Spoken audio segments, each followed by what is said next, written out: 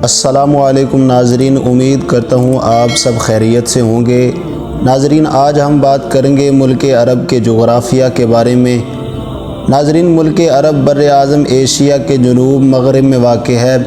چونکہ اس کو 3 طرف سے سمندر نے اور چوتھی طرف سے دریائے فرات نے جزیرے کی طرح گھیرا ہوا ہے، اس لیے اسے جزیرہ عرب بھی کہتے ہیں۔ اس کے شمال میں بلاد شام عراق ہیں، مغرب میں بحر احمر یعنی بحر کلزوم، جنوب میں بحر ہند اور مشرق میں خلیج عمان اور خلیج فارس ہیں۔ اس کا طول شمالاً جنوباً 1500 میل کے قریب اور اوسط عرضاً شرقاً غرباً 800 میل ہے۔ اس کا رقبہ 1,20,000 مربع میل یعنی بر اعظم یورپ کی 1/3 کے قریب ہے۔ علماء جغرافیہ نے بربنائے طبیعت ارضی اس ملک کو 8 حصوں میں تقسیم کیا ہے، جن کا بیان بطریق اختصار ہم آپ کو بتائیں گے۔ نمبر 1 پہ ہے اقلیم حجاز، جو مغرب میں بحر احمر کے ساحل کے قریب واقع ہے۔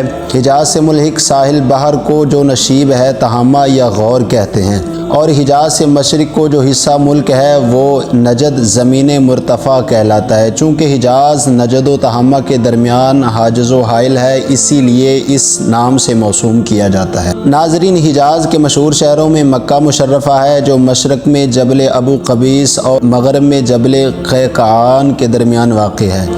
اس شہر مبارک میں نوشیروان کی تخت نشینی کے 42ویں سال فیل میں ربیع الاول کی 12ویں تاریخ کو سیدنا و مولانا محمد مصطفیٰ صلی اللہ علیہ وآلہ وسلم پیدا ہوئے۔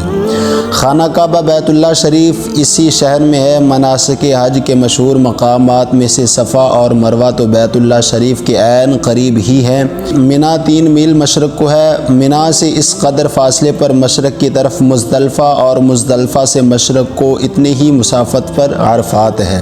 مکہ مشرفہ سے شمال کی طرف قریباً 200 میل کے فاصلہ پر مدینہ منورہ ہے، جہاں حضور سرور کائنات صلی اللہ علیہ وآلہ وسلم کا مزار مقدس واقع ہے۔ مدینہ منورہ سے قریباً 300 میل شمال کو جبل احد ہے، جہاں حضرت امیر حمزہ رضی اللہ تعالی عنہ کا مزار مبارک ہے۔ ناظرین، مکہ مشرفہ کی بندرگاہ جدہ سے جو 34 میل کے فاصلے پر بحر کلزم کے ساحل پر ہے۔ حجاز ریلوے لائن 1908 میں دمشق سے مدینہ منورہ تک تیار ہو گئی تھی۔ مدینہ منورہ سے مکہ مشرفہ کی اس وقت تک تیار نہیں ہوئی تھی۔ اس اقلیم میں حرمین شریفین کے علاوہ بدر و احد، خیبر، فدق، حنین، طائف، تبوک اور غدیر خم اسلامی تاریخ میں بہت مشہور ہیں۔ حضرت شعیب علیہ السلام کا شہر مدین تبوک کے محاذ میں ساحل بحر احمر پر واقع ہے۔ حجر میں جو وادی القریٰ میں ہے آثار سمود اب تک پائے جاتے ہیں۔ طائف اہل مکہ مشرفہ کا مصیف ہے، یہاں کے میوے مشہور ہیں۔ نمبر 2 پہ آتا ہے اقلیم یمن، جو حجاز کے جنوب میں بحر احمر اور بحر ہند کے ساحل سے متصل واقع ہے۔ اس کی یمن برکت یا کعبۃ اللہ سے جانب یمین ہونے کے سبب سے اس نام سے موسوم ہے۔ اس اقلیم میں نجران، صنعاء، سبا، مارب مشہور تاریخی مقامات ہیں۔ محسنہ، حدیدہ اور زبید تجارتی حیثیت رکھتے ہیں۔ صنعاء دارالسلطنت ہے، جو عدن سے 128 میل ہے۔ کنیسہ قلپس اسی شہر میں تھا، جہاں سے بن اور چمڑے بیرونی ممالک کو جاتے ہیں۔ صنعاء سے 4 دن کی مسافت پر سما و معارب کے آثار پائے جاتے ہیں، جن کا ذکر قرآن کریم میں آیا ہے۔ ناظرین، نجران ایک بڑا شہر تھا جس کے متعلق 70 گاؤں تھے، یعنی اس کی ماتحتی میں 70 گاؤں تھے۔ یہ شہر ملک عرب میں عیسائیت کا مرکز تھا۔ یہاں ایک بہت بڑا گرجا تھا جسے بنو عبد المدان بن عدیان حارثی نے کعبۃ اللہ کے مقابلے میں بنایا تھا۔ وہ کعبۃ اللہ کی طرح اس کی تعظیم کیا کرتے تھے اور اسے کعبہ نجران کہا کرتے تھے۔ اسی گرجا کے بڑے بڑے پادری ہجرت کے 12ویں سال حضور سید المرسلین صلی اللہ علیہ وآلہ وسلم کی خدمت اقدس میں حاضر ہوئے اور حضور نے ان کو مباہلہ کی دعوت دی تھی۔ نجران ہی کے ایک گاؤں میں قصہ اصحاب اخرود وقوع میں آیا تھا، جس کا ذکر اللہ تعالیٰ کے کلام پاک میں پایا جاتا ہے۔ نمبر 3 پہ آتا ہے اقلیم حضرموت، جو یمن کے شہر میں بحر ہند کے ساحل سے متصل واقع ہے۔ اس کے مشہور شہر تریم اور شبام دارالسلطنت ہے۔ اس کے علاوہ مربات، ظفار، شہر اور مقلہ ساحل پر واقع ہیں۔ مقلہ سے لوبان بیرونی ممالک کو جاتا ہے۔ نمبر 4 پہ ہے اقلیم مہرہ، جو حضرموت کے مشرق میں واقع ہے۔ یہاں کے اونٹ مشہور ہیں جنہیں قبیلہ مہرہ کی نسبت کر کے اہل مہریہ بولتے ہیں۔ یہاں کے باشندوں کی عموماً غذا مچھلی ہے۔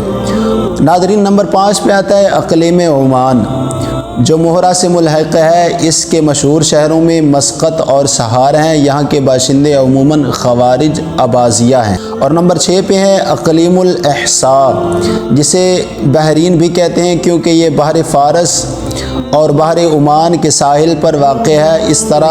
اس طرف کے جزائر میں موتیوں کے مغاز ہیں۔ اس کے مشہور شہروں میں فتیف، افوف اور حجر ہیں۔ یہاں کے باشندے عموماً رافضی تبرعی ہیں۔ اور نمبر 7 پہ ہے اقلیم نجد، جو حجاز کے مشرق اور صحرائے شام کے جنوب میں ہے۔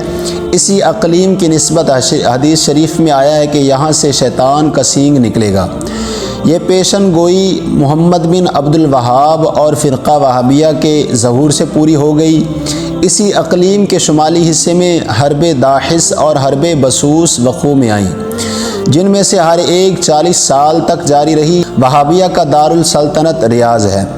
نمبر 8 پہ ہے اقلیم الاحقاف، جو امان و اجسا، نجد و حضرموت اور مہرہ کے درمیان میں ایک وسیع بے آباد صحرا ہے۔ حضرت ہود علیہ السلام کی قبر مبارک حضرموت کے متصل احقاف ہی میں ہے۔ ناظرین، اگر پیداوار کی بات کی جائے ان ممالک میں، ان خطوں میں کس چیز کی کون سی زیادہ پیداوار ہے تو یمن وغیرہ میں پیڑ اور سمغ عربی درخت عقاقیہ ہوتے ہیں۔ حضرموت میں نباتات عطریہ اور مشمومات اور عود قاقلی ہوتا ہے۔ کھجور، کپاس، مکئی اور چاول یمن میں خصوصیت سے ہوتے ہیں۔